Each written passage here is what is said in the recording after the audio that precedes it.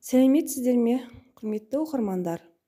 Біз бүгін 60-тағыдан ақыл сұра тәмсілін тыңдайтын боламыз. Ендеше құлақ түрейік. Баяғыда бір қатыгез хан өткен екен.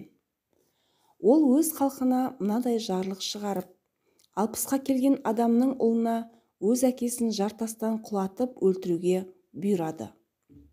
Осылайша әр жылы сол елдің 60-қа келген қариялары өз баласының қолымен жартастан ұшып, ажал құсып жатады.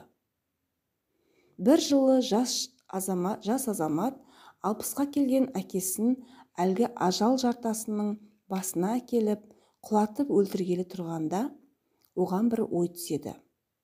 Өгізге туған күн бұзауға да туады деген сөз бар. Осы күн ертеңгі күні маған да келеді ғой. Сондықтан әкемді өлтірмей, үйге апарып, кебежеге жасырып сақтайын дейді де, осылай істейді. Күндер өте келе сол елде құрғақшылық болады. Ел жұрт жан-жақ жануар түгел күйзеліп, халық қайтерін білмей дағдарады.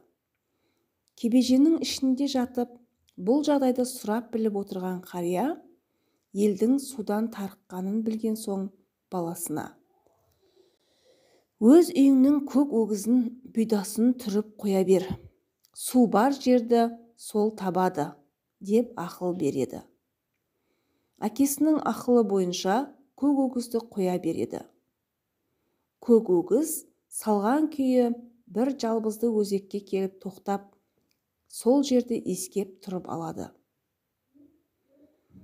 Жігіт бұл жағдайды әкесіне айтқан соң, әкесі сол жерді қазуға кеңес береді. Әкенің айтқанындай сол жерден су шығып, ел жұрттың шөлі қанып, қарық болады. Екінші рет көлден ат басындай алтын көргенін біреу патшаға мәлімдейді. Патша мұны арыз етіп, беріз етіп таба алмайды. Жарлық қатты, жан тәтті дегендей, бүкіл халық болып көлге түсіп жапа тармағай іздесе де әлгі алтын табылмайды. Мұны кебежеде жатқан шал естіп баласына: балам, алтын көлде емес, сол алтын көрінген айдынның тұсында жартас болуы мүмкін. Алтын сол жартаста. Көлдегі алтын соның сәулесі болар дейді. Жұрттың бәрі сұраққа тартылып, кезек әлгі балаға келгенде, бала ойын айтады. Патша сол жас жігіт айтқан меже бойынша алтынды сол көлдің бойындағы жартастан іздетіп таптырады. Бірақ мұндай ақылдың жас жігітке қалай келгенін қысып сұраған соң, жігіт шынын айтады.